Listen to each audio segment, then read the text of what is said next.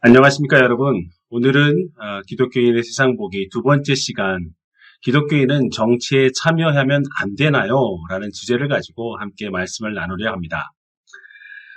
먼저 정치에 대한 개념 정의를 먼저 해보기 위해서 네이버를 한번 검색해 봤습니다. 이렇게 되어 있네요. 좁은 의미의 정치는 국가를 다스리는 권력을 갖기 위해 하는 모든 활동을 말하며 그 권력을 유지하려고 경쟁하거나 서로 돕는 활동도 포함하는데 흔히 떠올리는 대통령과 국회의원 등이 정책을 결정하고 추진하는 활동이 여기에 속한다고 합니다.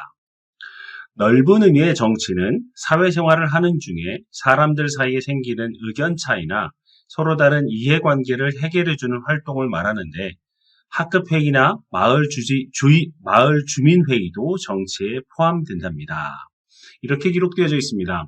정리하자면 우리가 알고 있는 권력기관 또는 정치인들이 하는 행동들, 그런 그들이 하는 목표로 하는 행동들이 종사자들이 하는 행동들과 함께 서로 다른 사람들의 이해관계를 중재시켜주는 역할 또한 정치라고 말할 수 있는 것이죠. 오늘은 여러분과 함께 다루고 싶은 건 넓은 의미의 이 정치의 중재자, 조율자, 사람들과의 사이에서 이런 순환적인 정치에 대한 그런 개념을 얘기하는 것보다는 좁은 의미의 정치, 즉 특별히 권력기관이나 국회의원, 대통령과 같은 권력기관에 종사하는 사람들의 정치적인 활동에 대한, 즉 실제적인 정치에 대한 문제와 생각들을 나누려고 합니다. 지난 3월 28일에 한국 기독교 장로회에서 총선을 앞두고 입장문을 발표했습니다. 신문 기사 내용인데요. 그 입장문의 내용을 보면 이렇게 되어 있습니다. 그리스도인은 하나님 나라를 살아가는 사람들이다. 그리스도인은 우리가 발딛고 살아가는 이 땅 위에 세워갈 하나님의 나라를 위해 치열하게 노력해야 하며 그 노력은 삶의 모든 영역에서 실천되어야 한다. 이 세상은 하나님의 주권과 그리스도의 다스림 아래 있다. 우리는 그 믿음을 따라 모든 책임을 감당할 것이다. 이렇게 행동하는 것이 2024년 4월 10일 총선을 맞이하는 우리의 각오라며 하나님 나라를 이 땅에 실현해 가야 할 궁극적 사명을 외면해서는 안 된다.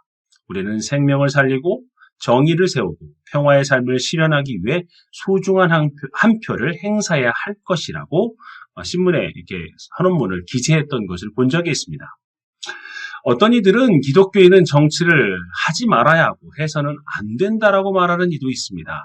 그들이 주장하는 이유는 하나님께서 이 땅을 통치하시기 때문에 하나님이 알아서 하실 것이다. 하나님이 사람을 세우고 정책을 세우고 모든 것이 하나님의 섭리 안에 있기 때문에 기독교인은 그거에 전혀 관여해서는 안 되고 그 모든 것이 하나님의 손 안에서 흘러가야 된다라고 말하는 이도 있습니다. 그런데 사실 조금만 성경적으로 돌아가 보면 기독교인의 정치 개입은 분명하게 해야 돼. 어찌 보면 당연한 것임을 알 수 있습니다. 기독교 세계관에서 제일 중요한 게 무엇일까요? 바로 이 땅의 통치자, 이 땅의 창조주이자 이 땅의 주관자이자 통치자는 오직 하나님 한 분뿐이라는 사실을 믿는 것입니다. 즉 그분에게서 모든 권력과 모든 계획이 나오고요. 또 그분의 모든 주관하심 아래 이 땅의 모든 천지 만물들이 하나님의 통치권 아래 존재한다는 사실을 믿는 것입니다. 그렇다면 그렇게 기독교 세계관을 분명하게 우리가 가지고 있다면 하나님의 통치를 잊어서는 안 된다는 것이죠. 하나님은 창조 섭리 가운데서 특별히 우리를 선택하시고 부르시고 하나님께서 백성으로 삼아주셨습니다. 신명기 14장 2절의 말씀에 보면 너는 내 하나님 여호와의 성민이라. 여호와께서 지상 만민 중에서 너를 택하여 자기 기업의 백성으로 삼으셨느니라 말씀하셨습니다. 처음 이스라엘을 선택하셨을 때, 부르셨을 때, 구원하셨을 때 그 이유도요. 너희는 하나님을 따르는 백성으로 세상 만민에게 하나님을 보여주어야 하는, 즉 하나님을 따르는 백성의 거룩함을 그리고 경건함, 그리고 하나님을 어떻게 경외해야 함을 세상 가운데서 드러내기 위해서 보여주기 위한 가장 샘플링 되기 좋은 백성으로서 하나님을 드러내고 알리는데 그 목적과 그 민족을 선택하신 목적과 섭리하심이 있다라는 사실입니다. 이스라엘 백성들을 그 많은 민족 가운데서 선택하시고 부르시고 구원케 하신 그 모든 과정, 즉 하나님의 백성은 하나님이 책임지신다. 라는 그 원리의 선민 사상을 뿐만 아니라요. 그 순수한 목적 자체가 하나님을 따르는 것을 통하여서, 즉 하나님을 따르는 백성들의 삶을 통하여서 하나님을 믿지 않는 사람들에게, 이 세상에게 하나님을 드러내고 전하는 것이 참 이스라엘다운 존재 목적이고 이유여야 한다는 것입니다. 마찬가지입니다. 이 땅을 살아가고 있는 그리스도인들, 즉 우리들도 마찬가지로 동일하다는 것이죠. 우리가 살고 있는 이 세상에서 우리의 통치자, 우리 삶의 주관자는 누구신가요? 하나님이십니다.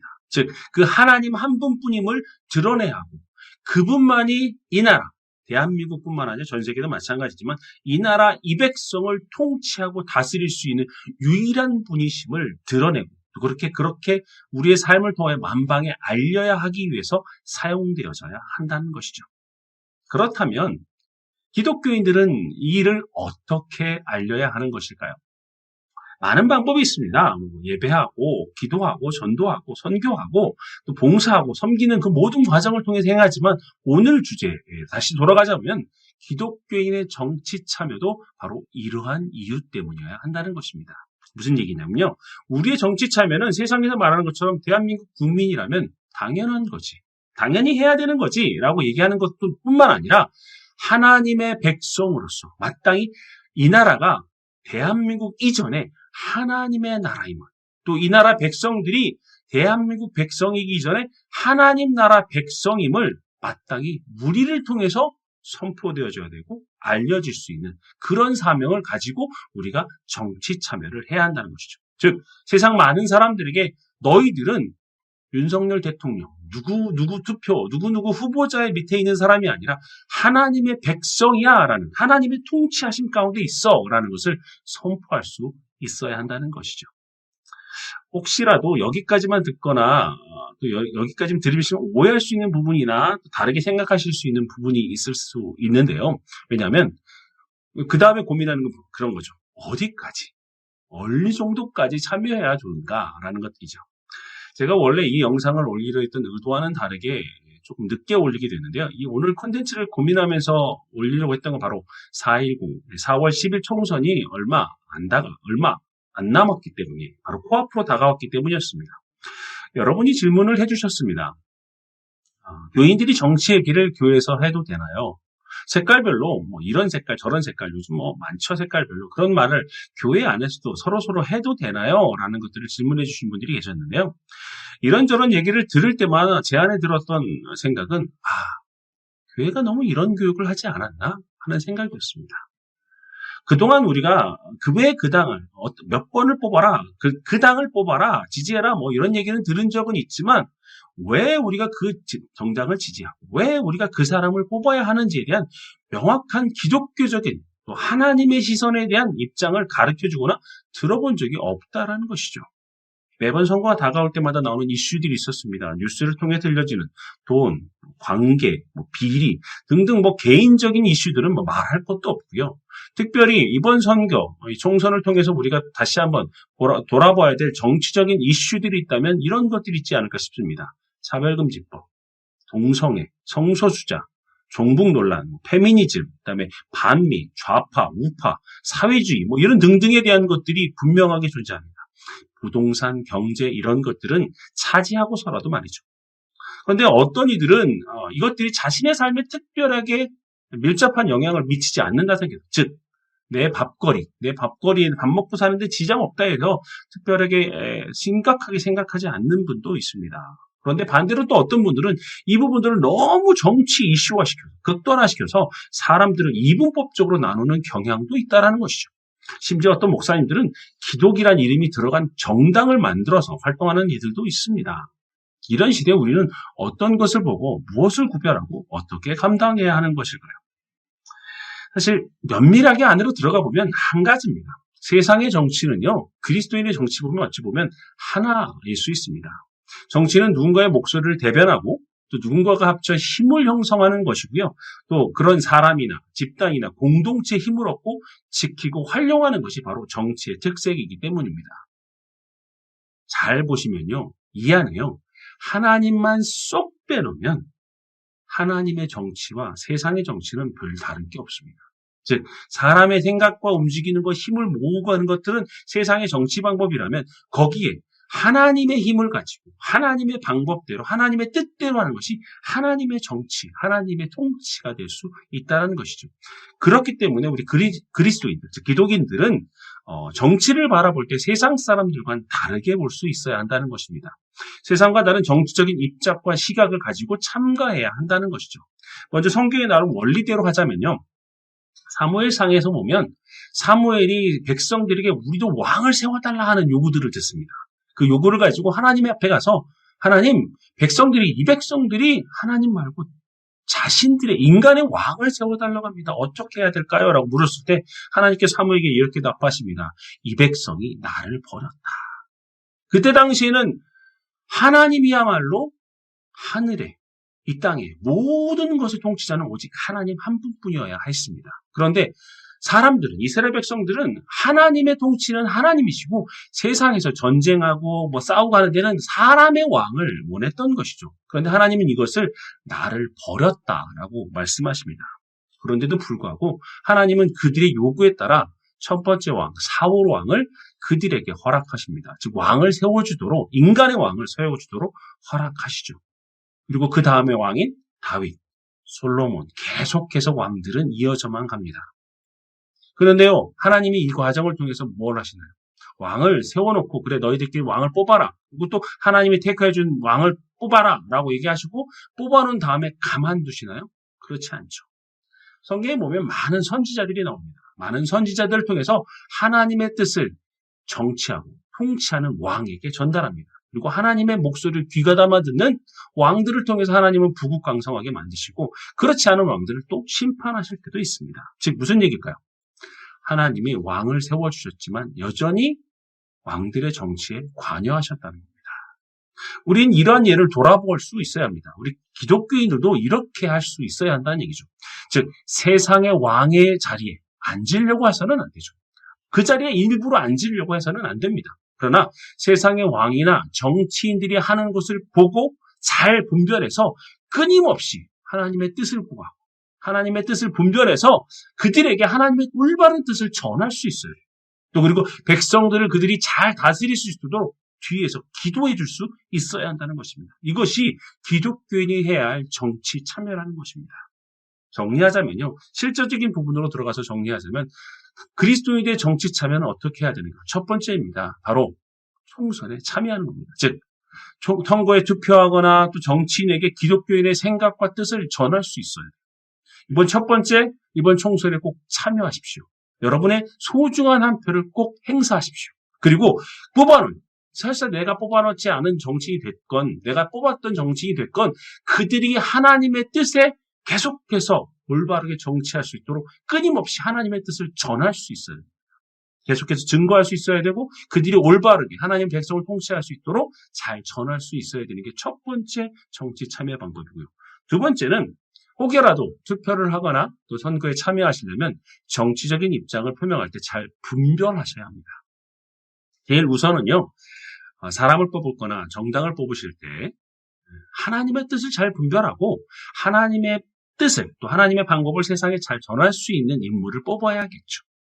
이게 가장 최우선이지만 정치인들 가운데 이런 뜻을 또 이런 표현을 잘하는 사람들이 많지 않다는 것을 전제로 한다면 이 부분에 대해서 우리는 차선책을 선택해야죠. 분명하게 우리가 기억해야 될 건 사람을 뽑거나 정당을 뽑을 때 내 개인적인 이익이나 생각이 앞서지 않고 오직 하나님의 뜻을 먼저 구해야 하고 하나님의 뜻을 분별할 수 있어야 한다는 것입니다.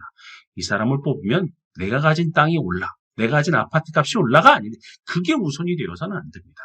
하나님의 뜻이 우선되어서 이 사람이 앞으로 정치하는 4년, 5년의 시간 동안 하나님의 뜻을 가지고 이 지역이 하나님의 뜻 가운데 건강하게 성장할 수 있도록 고민하면서 분별하면서 투표할 수 있어야 한다는 얘기죠.